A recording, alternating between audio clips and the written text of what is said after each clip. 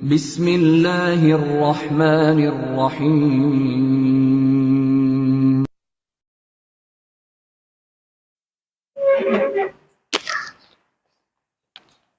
إن الحمد لله نحمده ونستعينه ونستغفره ونعوذ بالله من شرور أنفسنا ومن سيئات أعمالنا من يهده الله فلا مضل له ومن يضلله فلا هادي له وأشهد أن لا إله إلا الله وحده لا شريك له وأشهد أن محمدا عبده ورسوله أما بعد فقد قال الله تعالى في القرآن العظيم أعوذ بالله السميع العليم من الشيطان الرجيم من همزه ونفخه ونفثه بسم الله الرحمن الرحيم يا أيها الناس اتقوا ربكم الذي خلقكم من نفس واحدة وخلق منها زوجها وبث منهما رجالا كثيرا ونساء واتقوا الله الذي تساءلون به والأرحام إن الله كان عليكم رقيبا يا أيها الذين آمنوا اتقوا الله حق تقاته ولا تموتن إلا وأنتم مسلمون يا أيها الذين آمنوا اتقوا الله وقولوا قولا سديدا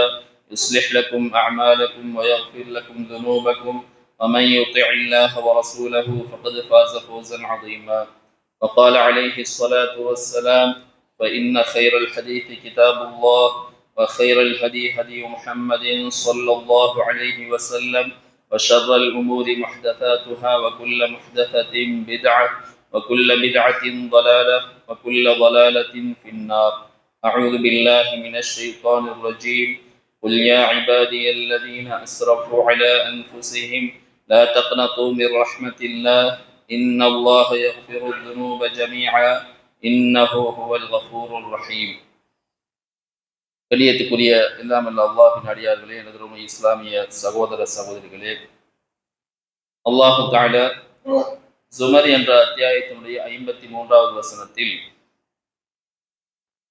அடியார்களை பார்த்து சொல்லி காண்பிக்கிறார்.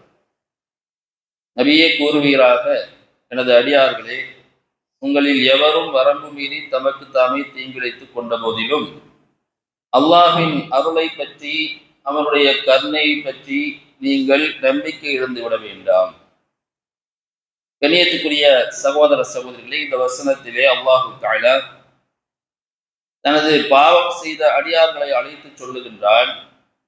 பாவம் செய்து தனக்கு தானே தீங்கிழைத்துக் கொண்ட எனது அடியார்களே, உங்களது பாவங்கள் எவ்வளவு அதிகமாக இருந்தாலும் சரி, மலை அளவு இருந்தாலும் சரி, அல்லது இந்த பூமி நிறைய பாவங்கள் இருந்தாலும் சரி, எனது ரஹ்மத்தை, என்னுடைய கருணையை விட்டும் நீங்கள் நிராசை அடைந்து விட வேண்டாம். அல்லாஹு தஆலா இந்த வசனத்திலே தனது ரஹ்மத்தை சொல்லி தௌபா செய்ய வேண்டும் என்று மனிதர்களை ஊக்கப்படுத்துகின்றார். ஏனென்று சொன்னால், அல்லாஹு தஆலா அவனுடைய ரஹ்மத்தை, கருணையை ஒரு மனிதனுக்கு தெரிந்து கொண்டார் என்று சொன்னால் கண்டிப்பாக என்ன செய்வார்? அவர் அல்லாஹுவை நேசிக்க தொடங்கி விடுவார். அல்லாஹுவை அவனுடைய ரஹ்மத்தின் காரணமாக, கருணையின் காரணமாக அவன் மீது நேசம் கொள்ளக்கூடியவராக, அந்த நேசத்தினுடைய வெளிப்பாடுகளை அவர் தெரிந்து கொண்டால் அவர் அல்லாஹுவை முழுமையாக நேசிக்கக்கூடியவராக மாறிவிடுவார். கண்ணியத்துக்குரிய சகோதர சகோதரிகளே, அல்லாஹுடைய தன்மைகளில் மிக மிக உயர்ந்த தன்மை, மிக மிக அதிகமாக இருக்கக்கூடிய தன்மை இந்த ரஹ்மத் என்று சொல்லக்கூடிய கருணை. அல்லாஹு தஆலா கருணையாளன். குர்ஆனிலே அல்லாஹுவை பற்றிய முதல் தன்மையை பற்றி, அவன் எப்படிப்பட்டவன் என்று குர்ஆன் ஆரம்பிக்கிற போது முதலாவது தன்மையாக அல்லாஹு தஆலா எதை சொல்லி காண்பிக்கிறான் தெரியுமா? நமக்கு எல்லாம் தெரியும். சூரத்துல் ஃபாத்திஹா என்ற அந்த அத்தியாயத்திலே அல்லாஹு தஆலா சொல்லுகின்றான், அர் ரஹ்மானிர் ரஹீம். அர் ரஹ்மானிர் ரஹீம் என்று சொன்னால் என்ன அர்த்தம்? அல்லாஹு தஆலா கருணையாளன், அல்லாஹு தஆலா அளவற்ற அன்புடையவன் என்று சொல்லி அர்த்தம்.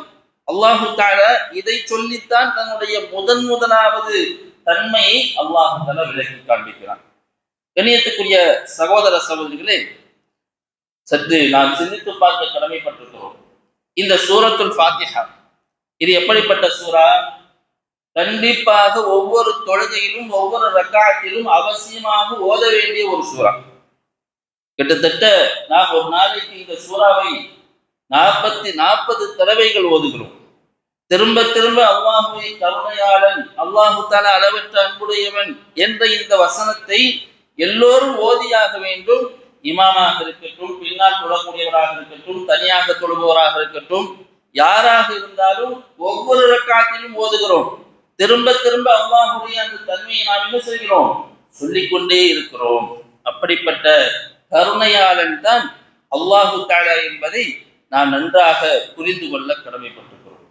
கணியத்துக்குரிய சகோதர சகோதரிகளே, இப்படிப்பட்ட கருணையாளனான அல்லாஹுவை நாம் எந்த அளவுக்கு நேசிக்கிறோம், அல்லாஹுவை நேசிக்கக்கூடியவர்களாக நாம் எந்த அளவுக்கு இருக்கிறோம் என்பதை நாம் சற்று சிந்தித்து பார்க்க கடமைப்பட்டிருக்கிறோம். அல்லாஹுடைய கருணையை பற்றி நாம் தெரிந்து கொள்ள வேண்டும். அவன் எந்த அளவுக்கு கருணையாளனாக இருக்கிறான் என்பதை நாம் அறிந்து கொள்ள அவனுடைய ரஹ்மத்தின் மீது, அவன் மீது நமக்கு என்ன ஏற்படும்? நேசம் ஏற்படும், பாசம் ஏற்படும். அதன் மூலமாக நம்முடைய வாழ்க்கையில் முழுமையான இஸ்லாமிய மார்க்கத்தினுடைய சட்டதிட்டங்களை சரியான முறையில் நாம் எடுத்து நடக்க முடியும். கண்ணியத்துக்குரிய சகோதர சகோதரிகளே, இந்த பிரபஞ்சத்திலே அல்லாஹு தஆலாவுடைய ரஹ்மத்தை நாம் தெரிந்து கொள்ள வேண்டும் என்று சொன்னால், அல்லாஹு தஆலா காஃபிருடைய வாழ்க்கையில் எப்படி நடந்து கொள்கிறான் என்பதை நாம் உணர முடிகிறது. கண்ணியத்துக்குரிய சகோதர சகோதரிகளே, காஃபிரான மனிதர், அல்லாஹுக்கு இணை வைக்கக்கூடிய மனிதர், அல்லாஹுக்கு மாற்றமான அல்லாஹு தஆலாவுடைய அந்த கட்டளைக்கு மாற்றமாக பாவங்களிலேயே முழுக்க முழுக்க மூழ்கி இருக்கக்கூடிய அந்த மனிதர்கள், அவர்களுடைய வாழ்க்கையில் அல்லாஹு தஆலா என்ன செய்கிறான்? அவர்களுக்கும் உணவளிக்கிறான், அவர்களுக்கும் பொருளாதாரத்தை கொடுக்கிறான், அவர்களுக்கும் எண்ணிலடங்காத பல அவர்களுடைய அருட்கொடைகளை அல்லாஹு தஆலா அவர்களுக்கு அதிகமாக கொடுத்து கொண்டிருக்கிறான். இதை நாம் சிந்தித்து பார்த்தோமேயானால் கண்டிப்பாக என்ன வெளிப்படும்? அல்லாஹு தஆலா எவ்வளவு கருணையாளன், அல்லாஹு தஆலா எந்த அளவுக்கு கருணை மிக்கவன் என்பதை நம்மால் விளங்கிக் கொள்ள முடியும். சாதாரணமாக நாம் உலகத்தில் மனிதர்கள் எப்படி வாழ்ந்து கொண்டிருக்கிறார்கள்? அவர்களுக்கு யாராவது தீங்கிழைத்தால் அவர்களை பிடிக்கவே பிடிக்காது, அவர்களுக்கு எந்த ஒரு உதவியும் செய்ய மாட்டார்கள். இதுதான் மனிதனுடைய இயல்பு. ஆனால் அல்லாஹு தஆலா எப்படிப்பட்டவன்? அவன் தான் அனைவரையும் படைத்திருக்கிறான். அவனை தான், அல்லாஹு தஆலாவை தான் எல்லோரும் வணங்க வேண்டும், தௌஹீதை தான் அனைவரும் கடைபிடிக்க வேண்டும்.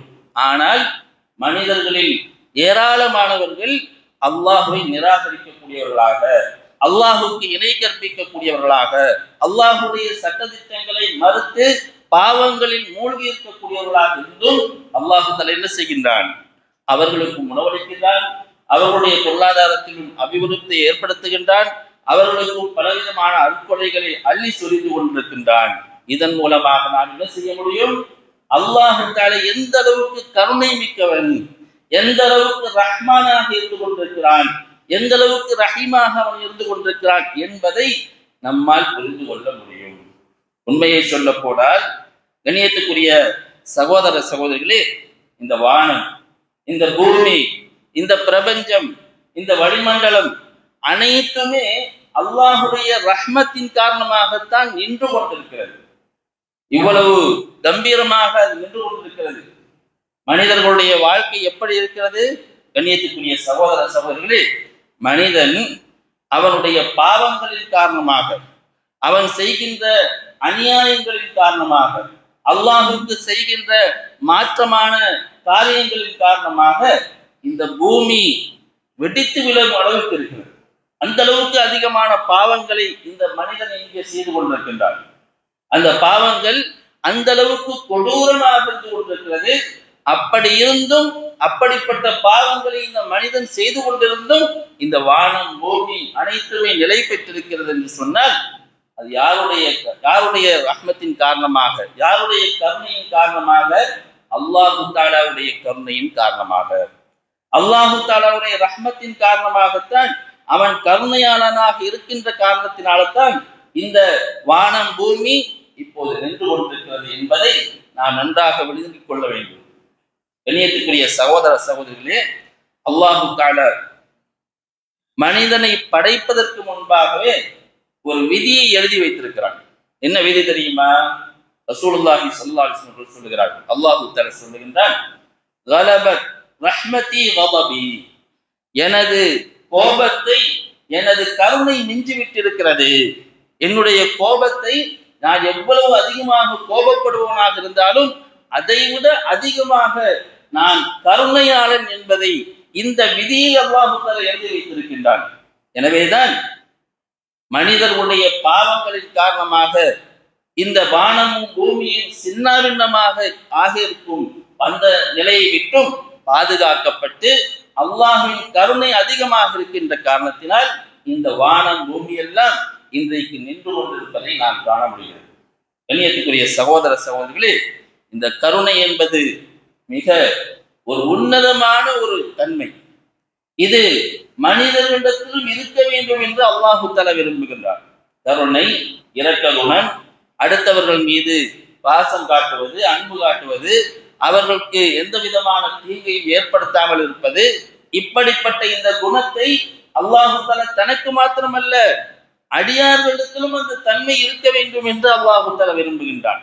எந்த அடியார்களிடத்திலே இந்த தன்மை இருக்கிறதோ, இந்த தன்மையை அவர்கள் கடைபிடிக்கிறார்களோ, அப்படிப்பட்ட அடியார்களை அல்லாஹு தஆலா என்ன செய்கின்றான்? நேசிக்கின்றான், அவர்களை விரும்புகின்றான். அந்த அடியார்கள் அல்லாஹுக்கு மிகவும் பிடித்தமான அடியார்களாக இருந்து கொண்டிருக்கிறார்கள் என்பதை நாம் நன்றாக விளங்கிக் கொள்ள வேண்டும். அல்லாஹ்வுடைய தூதர் ஸல்லல்லாஹு அலைஹி வஸல்லம் சொல்லுகிறார்கள், அர்ராஹிமூன யர்ஹமுஹுமுர் ரஹ்மான், அர்ராஹிமூன யர்ஹமுஹுமுர் ரஹ்மான், இரக்கம் காட்டக்கூடியவர்கள், கருணையாளர்கள், அடுத்தவர்களுக்கு உதவி செய்யக்கூடியவர்கள், இப்படி அடியார்களில் யாரெல்லாம் இரக்க குணம் உடையவர்களாக இருக்கிறார்களோ அல்லாஹு தஆலா அவர்கள் மீது என்ன செய்கின்றான்? இரக்கம் காட்டுகின்றான், கருணையாக நடந்து கொள்கின்றான். யார் இரக்கமுடையவர்களாக இருக்கிறார்களோ அல்லாஹு தஆலா அவர்கள் மீது இரக்கம் காட்டுகின்றான் என்று சொல்லிவிட்டு ரசூலுல்லாஹி ஸல்லல்லாஹு அலைஹி வஸல்லம் சொல்லுகிறார்கள், இர்ஹமு மன் ஃபில் அர்த் யர்ஹமுக்கும் மன் ஃபிஸ் ஸமா, நீங்கள் பூமியில் உள்ளவர்கள் மீது இரக்கம் காட்டுங்கள், வானத்தில் உள்ள அல்லாஹு தஆலா உங்கள் மீது என்ன செய்வான்? இரக்கம் காட்டுவான் என்று கட்டளை நமக்கு சொல்லி காண்பிக்கிறார்கள். கண்ணியத்துக்குரிய சகோதர சகோதரிகளே, இன்னும் ரசூலுல்லாஹி ஸல்லல்லாஹு அலைஹி வஸல்லம் சொல்லி காண்பிக்கிறார்கள் பாருங்கள். இந்த இரக்க குணமுடைய அடியார்கள் அல்லாஹ்வுக்கு எந்த அளவுக்கு பிடித்தமானவர்கள். யதுகுலு அல் ஜன்னத அக்வாமுன் குலூபுஹும் மிஸ்ல அஃபிதத்தித் தய்ர், நாளை மறுமையில் ஒரு கூட்டம் இருப்பார்கள். அந்த கூட்டத்தினர் எப்படிப்பட்டவர்கள் தெரியுமா? சொர்க்கத்தில் நுழையக்கூடிய ஒரு கூட்டம். அந்த கூட்டத்தினுடைய தன்மையை பற்றி சொல்லுகிற போது சொல்லுகிறார்கள், அவர்களுக்கு எப்படிப்பட்ட உள்ளம் இருக்கும் என்று சொன்னால், அஃபிதத்தித் தய்ர், ஒரு பறவையுடைய உள்ளத்தை போன்ற ஒரு உள்ளம் இருக்கும். கண்ணியத்துக்குரிய சகோதர சகோதரிகளே, என்ன அர்த்தம்? அதாவது மென்மையான குணமுடையவர்கள், மக்கள் மீது கருணை காட்டக்கூடியவர்கள், இரக்க குணமுடையவர்கள், அப்படிப்பட்ட மக்களை அல்லாஹ் தஆலா என்ன செய்வான்? நாளை மறுமையில் சொர்க்கத்திற்கு சிறந்த ஒரு கூட்டமாக அவர்களை அனுப்புவான், சிறப்புப்படுத்தி அவர்களை அனுப்புவான். அவர்களை ஒரு தனிச்சிறப்பு மிக்க கூட்டமாக அல்லாஹ் தஆலா அனுப்புவான். அவர்களுடைய உள்ளம் எப்படி இருக்கும்? பறவைகளுடைய உள்ளத்தை போன்றிருக்கும். பறவைகளுடைய உள்ளத்தோடு அந்த மக்களுடைய உள்ளத்தை ரசூலுல்லாஹி ஸல்லல்லாஹு அலைஹி வஸல்லம் என்ன சொல்லுகிறார்கள்? ஒப்பிட்டு காட்டுகிறார்கள். பறவையுடைய உள்ளத்தில் யாரையாவது பற்றி குரோதம் இருக்குமா? யாரை பற்றியாவது வஞ்சகம் இருக்குமா? அவர்கள் அந்த பறவையுடைய உள்ளத்தில் யாரை பற்றியாவது எதிரித்தனம் இருக்குமா? எதுவும் கிடையாது. அப்படிப்பட்ட உள்ளமாக, இரக்க குணமுடைய மென்மையான உள்ளமாக அந்த அடியார்களுடைய உள்ளம் இருக்கும். அப்படிப்பட்ட அடியார்களை அல்லாஹ் தஆலா நாளை மறுமையில் என்ன செய்வான்? சொர்க்கத்தில் நுழைப்பான். அவர்கள் சொர்க்கம் செல்வார்கள் என்று அல்லாஹ்வுடைய தூதர் ஸல்லல்லாஹு அலைஹி வஸல்லம் சொல்லுகிறார்கள் என்று சொன்னால், அல்லாஹ்வுக்கு மிக விருப்பமான ஒரு தன்மை எந்த தன்மை? அல்லாஹ்விடத்திலே இருக்கக்கூடிய தன்மையான கருணை தன்மை, கருணை குணம், இரக்க குணம், ரஹ்மத் என்று சொல்லக்கூடிய அந்த குணம் மிக அல்லாஹ்வுக்கு விருப்பமான ஒரு குணமாக இருந்து கொண்டிருக்கிறது. கண்ணியத்துக்குரிய சகோதர சகோதரிகளே, நம்முடைய வாழ்க்கையிலும் நாம் அதை கடைபிடிக்க வேண்டும். சில மனிதர்கள் மிகவும் கடுமையான குணம் கொண்டவர்களாக இருக்கிறார்கள். அவர்கள் என்ன செய்ய வேண்டும்? அல்லாஹு தஆலா எந்த அளவுக்கு என் மீது கருணையாக இருக்கிறான், அவன் எப்படிப்பட்ட கருணையாளனாக இருக்கிறான் என்பதை எண்ணி தன்னைத்தானே அந்த குணத்திற்கு சொந்தக்காரர்களாக மாற்றிக்கொள்ள கடமைப்பட்டிருக்கிறோம். கண்ணியத்துக்குரிய சகோதர சகோதரிகளே, அல்லாஹு தஆலாவுடைய ரஹ்மத்துடைய செயல்பாடுகளை நாம் பார்க்க வேண்டும் என்று சொன்னால், கண்ணியத்துக்குரிய சகோதர சகோதரிகளே, பாவம் செய்யக்கூடிய, அதாவது தன்னுடைய வாழ்க்கையில் அல்லாஹ்வுக்கு முழுக்க முழுக்க மாற்றம் செய்து வாழக்கூடிய அந்த மனிதர்களுடைய வாழ்க்கையில் நடக்கக்கூடிய ஒரு விஷயத்தை நாம் புரிந்து கொள்ளலாம். அல்லாஹு தஆலா அவனுடைய ரஹ்மத்துடைய வெளிப்பாட்டை அங்கே வெளிப்படுத்துகின்றான். எப்படி? கண்ணியத்துக்குரிய சகோதர சகோதரிகளே, பாவம் செய்த, இணை வைத்து அல்லாஹுக்கு மாறு செய்த அந்த அடியார்கள் 50 வருடங்கள் 60 வருடங்கள் தன்னுடைய வாழ்க்கை முழுக்க பாவத்திலேயே மூழ்கி கிடக்கிறார்கள். ஆனால் அப்படிப்பட்ட மனிதர்கள் ஒரு நேரத்தில் உள்ளம் திருந்தி மனது கவலைப்பட்டு அல்லாஹுக்கு மாற்றமான வாழ்க்கையை நாம் வாழ்ந்து விட்டோமே என்று வெட்கப்பட்டு அல்லாஹுக்கு முன்னால் உட்கார்ந்து இரு கரமேந்தி 2 தண்ணீர் துளிகளை விட்டாலே போதும் அல்லாஹு தஆலா என்ன செய்கின்றான்? அவர்களுடைய பாவங்களை 50 வருடமாக அவர்கள் செய்து கொண்டிருந்த பாவங்களை, 50 வருடமாக அல்லாஹுக்கு இணை வைத்துக் கொண்டிருந்த அந்த பாவத்தை, எல்லா பாவங்களையும் 2 தண்ணீர் துளிகளை கொண்டு அல்லாஹு தஆலா முழுமையாக மன்னித்து விடுகின்றான். அப்படிப்பட்ட கருணையாளன் தான் அல்லாஹு தஆலா. அல்லாஹு தஆலா அப்படிப்பட்ட கருணையாளன். நம்முடைய ரப்பு அந்த அளவுக்கு ரஹ்மானாக இருக்கின்றான், ரஹீமாக இருக்கின்றான். இப்படிப்பட்ட இந்த கருணையாளனை நாம் என்ன செய்ய வேண்டும்? நேசிக்க வேண்டும். அந்த தன்மையை நம்முடைய வாழ்க்கையில் நாம் கொண்டு வர வேண்டும். சஹாபாக்கள் எல்லாம் அல்லாஹுடைய ரஹ்மத்தை அந்த அளவுக்கு உணர்ந்திருக்கிறார்கள். ஒரு முறை ஒரு முதியவர் ரசூலுல்லாஹி ஸல்லல்லாஹு அலைஹி வஸல்லம் இடத்தில் வந்தார்கள். முதிய வயதில் இருக்கிறார்கள், மிகவும் தள்ளாத வயது. அந்த ஹதீஸை அறிவிக்கக்கூடிய அறிவிப்பாளர் சொல்லுகிறார்கள், அவர்கள் மிக தள்ளாத வயதுடையவராக இருந்தார். எந்த அளவுக்கு என்று சொன்னால், முதுகெல்லாம் கோணம் விழுந்து விட்டது, கோணி குறுகிவிட்டார். தடியை தனக்கு உதவியாக அவர் எடுத்துக்கொண்டு நடந்து வருகிறார் அல்லாஹுடைய தூதர் பார்ப்பதற்காக.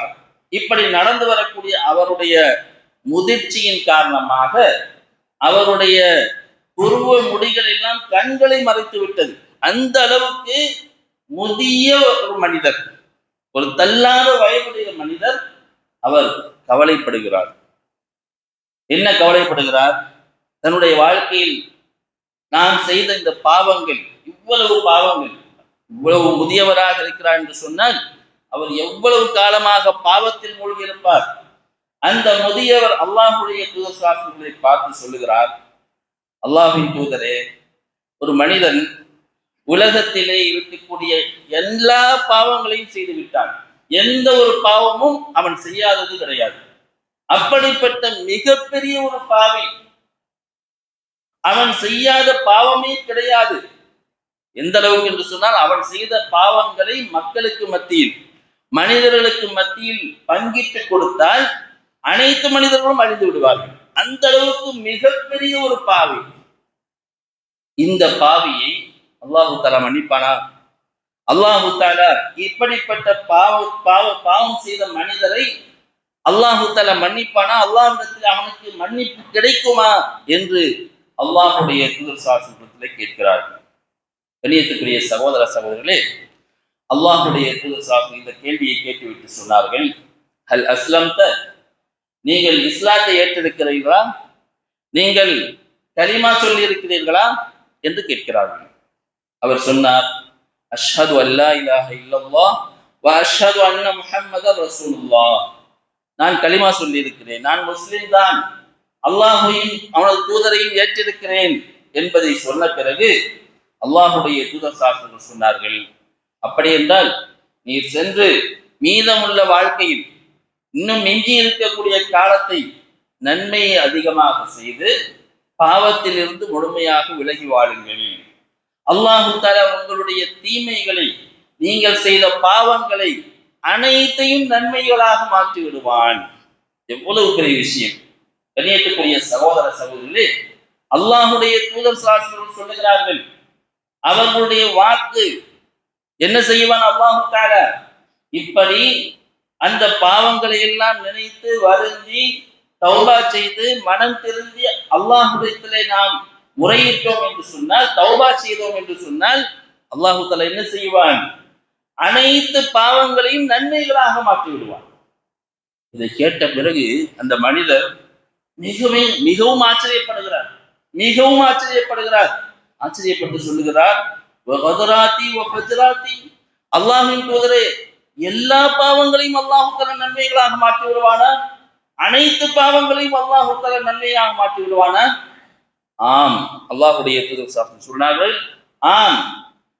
நிர்பந்தனை என்னவென்று சொன்னால், இதற்கு பிறகு அப்படிப்பட்ட பாவத்தை செய்யாமல் முழுமையாக திருந்தி அல்லாஹ்வுக்கு பிடித்தமான வாழ்க்கையை நீங்கள் வாழ வேண்டும். அப்படி செய்தால் இதற்கு முன்னால் நீங்கள் செய்த அனைத்து பாவங்களையும் அல்லாஹ் தஆலா நன்மைகளாக மாற்றி விடுவான் என்று சொன்னதும், அப்போதும் அவன் அந்த மனிதருக்கு அந்த ஆச்சரியம் அடக்க முடியவில்லை. அல்லாஹு அக்பர், அல்லாஹு அக்பர் என்று சொல்லிக்கொண்டே அந்த மனிதர் திரும்பி செல்கிறார்.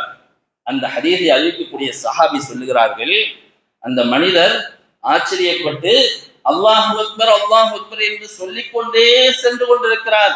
எங்களுடைய பார்வையில் இருந்து மறையும் வரைக்கும் இதை சொல்லிக்கொண்டே அவர் சென்றார் என்று அந்த அறிவிப்பாளர் சொல்லி காண்பிக்கிறார்கள். கண்ணியத்துக்குரிய சகோதர சகோதரிகளே, எவ்வளவு பெரிய கருணையாளனாக அல்லாஹு தஆலா இருக்கின்றான். ஆனால் நம்முடைய வாழ்க்கையை நாம் என்ன செய்து கொண்டிருக்கிறோம்? அல்லாஹ்வுடைய கருணையை புரியாமல், அல்லாஹ்வுடைய ரஹ்மத்தை விளங்கிக் கொள்ளாமல் பாவங்கள் மீது பாவங்கள் மீது பாவங்களை நாம் செய்து கொண்டே இருக்கிறோம். கண்ணியத்துக்குரிய சகோதர சகோதரிகளே, நாம் தௌபா செய்ய கடமைப்பட்டிருக்கிறோம். அல்லாஹ்வுடைய ரஹ்மத்தை வேண்டி விரும்பி அல்லாஹ்விடத்திலே கேட்பதற்கு நாம் கடமைப்பட்டிருக்கிறோம். அதே போல அல்லாஹு தஆலாவுடைய அந்த ரஹ்மத்தை அது எவ்வளவு விசாலமானது என்பதை விளக்கப்படுத்தும் முகமாக ரசூலுல்லாஹி ஸல்லல்லாஹு அலைஹி வஸல்லம் பலவிதமான உணர்ச்சி பூர்வமான உதாரணங்களை எல்லாம் கொடுத்திருக்கிறார்கள். ஒரு போர் நடந்து கொண்டிருக்கிறது. அதிலே கைதிகள் எல்லாம் கைது செய்யப்பட்டிருக்கிறார்கள். அதிலே ஆண்களும் இருக்கிறார்கள், பெண்களும் இருக்கிறார்கள். அதிலே ஒரு பெண்மணி என்ன செய்கிறார்? சஹாபாக்கள் எல்லாம் உட்கார்ந்து இருக்கிறார்கள். அந்த பெண்மணி தன்னுடைய ஒரு பிள்ளையை தொலைத்து விட்டு தேடிக்கொண்டே இருக்கிறார். அவர் தேடிக்கொண்டே சென்று கொண்டிருக்கும் போது ஏதாவது ஒரு பிள்ளை இருந்தால் அந்த பிள்ளை தன்னுடைய பிள்ளைதானா என்று நினைத்து உடனே தூக்கி முத்தமிடுகிறார், திரும்பவும் விட்டு விடுகிறார். இந்த அளவுக்கு தேடல் அதிகமாக இருக்கிறது. அந்த பெண்மணி தேடிக்கொண்டே சென்று கொண்டிருக்கிறார். அவருக்கு கடைசியில் அவருடைய பிள்ளை கிடைத்து விட்டது. அவருடைய பிள்ளை கிடைத்ததும் அவர் என்ன செய்கிறார்? மிகவும் பாசத்தோடு அன்போடு அந்த பிள்ளையை கட்டி அணைத்து முத்தமிட்டு தன்னுடைய அன்பை வெளிப்படுத்துகிறார். இதை பார்த்துவிட்டு சஹாபாக்களிடத்திலே அல்லாஹ்வுடைய தூதர் கேட்டார்கள், தோழர்களே, இந்த பெண்மணி இப்போது இந்த நிமிடத்தில் இந்த பெண்மணி தன்னுடைய பிள்ளையை நெருப்பில் போடுவாளா என்று கேட்டார்கள். ரசூலுல்லாஹி ஸல்லல்லாஹு அலைஹி வஸல்லம் கேட்டதும் சஹாபாக்கள் சொன்னார்கள், ஒருபோதும் கிடையாது. இவ்வளவு கஷ்டப்பட்டு தேடி அலைந்து அந்த பிள்ளையை அவர்கள் கண்டெடுத்திருக்கிறார்கள். எப்படி இந்த பெண்மணி தன்னுடைய பிள்ளையை நெருப்பில் போடுவார்?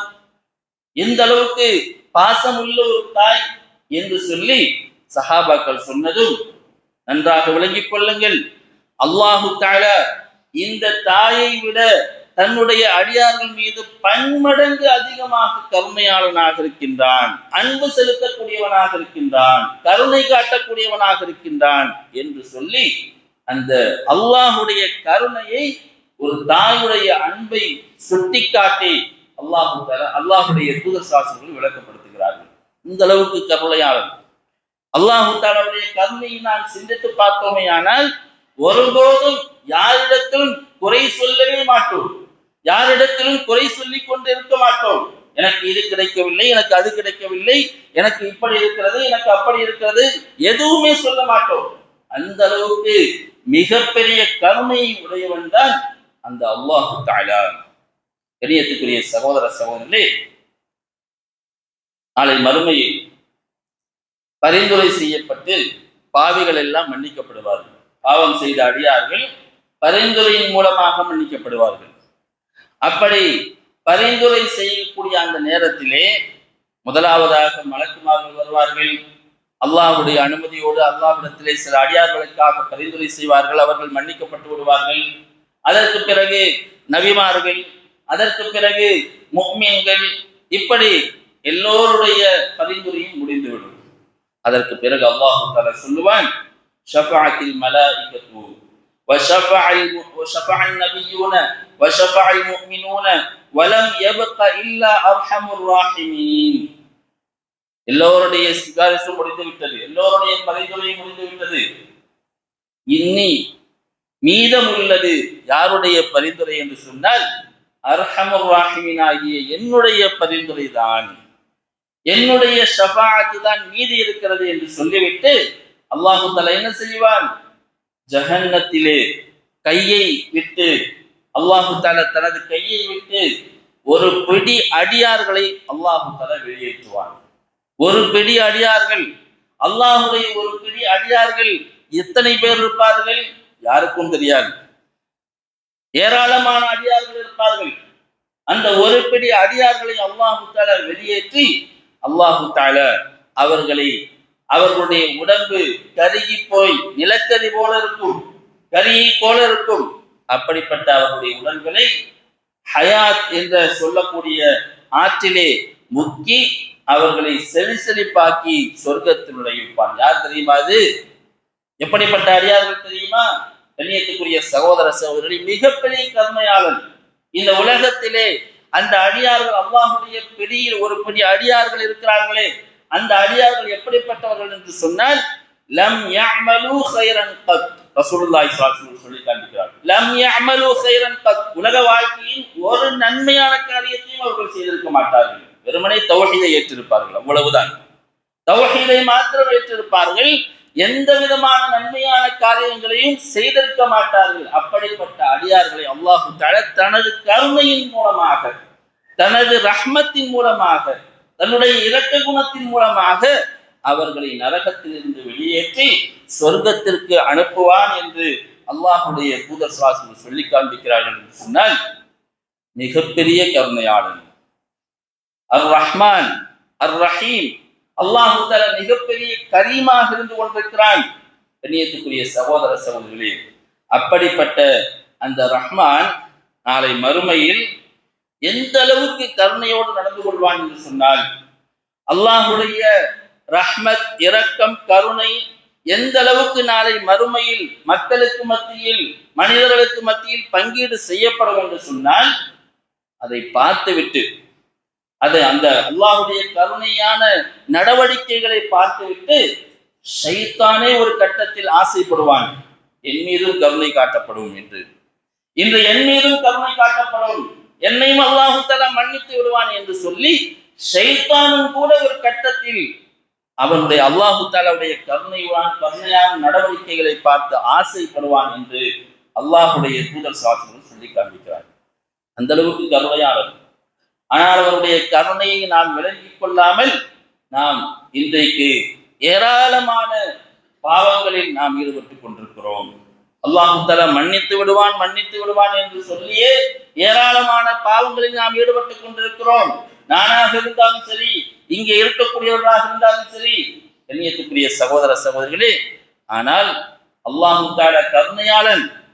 அதே நேரத்தில் பாவம் செய்யக்கூடியவர்களுக்கு, திரும்ப திரும்ப அல்லாஹ்வுக்கு மாறு செய்யக்கூடியவர்களுக்கு அல்லாஹ் தஆலாவுடைய பிடி கடுமையானது என்பதையும் நாம் நினைவில் கொள்ள வேண்டும். இப்படிப்பட்ட அல்லாஹ்வுடைய இந்த தன்மையை நாம் நம்முடைய வாழ்க்கையில் நாம் ஏற்படுத்திக் கொள்ள வேண்டும். அதே நேரத்தில் அதை நாம் அல்லாஹ்விடத்திலே கேட்கவும் வேண்டும். அல்லாஹ்வுடைய ரஹ்மத், அவனுடைய கருணை, அவனுடைய அன்பை நாம் கேட்கவும் வேண்டும் என்று அல்லாஹ்வுடைய தூதர் துஆக்களையும் கற்றுத் தந்திருக்கிறார்கள். அல்லாஹும்ம ரஹ்மத்தக அர்ஜு ஃபலா தகில்னி இலா நஃப்ஸி தர்ஃபத ஐன். அல்லாஹ்வே, உன்னுடைய ரஹ்மத்தை நான் எதிர்பார்க்கிறேன், உன்னுடைய கருணையை நான் எதிர்பார்க்கிறேன். ஒரு கணம் கூட, கண் சிமிட்டும் நேரம் கூட என்னை உன்னுடைய கருணையை விட்டு அகற்றி விடாதே. உன்னுடைய கருணையை விட்டும் என்னை கண் சிமிட்டும் நேரம் கூட அகற்றி விடாதே. இன்னொரு துஆவை அல்லாஹ்வுடைய தூதர் ஸல்லல்லாஹு கற்றுத் தந்திருக்கிறார்கள். யா ஹய்யு யா கய்யூம் பிரஹ்மதிக அஸ்தகீஸ். ஹய்யு அதாவது உயிர், நித்திய ஜீவனே, என்றென்றும் உயிரோடு இருப்பவனே, நிலையானவனே, என்ன சொல்லுகிறார்கள்? யா ஹய்யு யா கய்யூம் பிரஹ்மதிக அஸ்தகீஸ். உன்னுடைய ரஹ்மத்தை நான் தேடுகிறேன், உன்னுடைய கருணையை நான் வேண்டுகிறேன் என்று சொல்லி அல்லாஹ்வுடைய தூதர் துஆக்களை எல்லாம் கற்றுத் தந்திருக்கிறார்கள். இந்த துஆக்களை எல்லாம் நாம் தினமும் ஓத வேண்டும். அல்லாஹ்விடத்திலே அவருடைய கருணையை கேட்க வேண்டும். மனிதர்களிடத்திலே கருணை கேட்காமல் அல்லாஹ்விடத்திலே நாம் கருணையை கேட்போமேயானால் அல்லாஹ்வுடைய கருணை யாருடைய கருணைக்கும் ஒப்பாகாது. அப்படிப்பட்ட மிகப்பெரிய கருணையாளனாக இருக்கிறான். அப்படிப்பட்ட அந்த கருணையாளனை உண்மையான முறையில் நாம் நேசித்து அல்லாஹ்விடத்திலே அவருடைய கருணையை கேட்கக்கூடிய நன்மக்களாக அல்லாஹ் தஆலா நம் அனைவரும் ஆக்கிடுவானாக என்று கேட்டுக்கொண்டு எனது இந்த உரையை முடித்துக் கொள்கிறேன். பாரக்கல்லாஹு லனா வ லக்கும் ஃபில் குர்ஆனில் அஸீம் வ நஃபஅனா வ இய்யாக்கும் பிமா ஃபீஹி மினல் ஆயாத்தி வ ذிக்ரில் ஹகீம். இன்னஹு தஆலா ஜவாதுன் கரீமும் மலிக்குன் பர்ருர் ரഊஃபுர் ரஹீம் ரப்புல் ஹலீம்.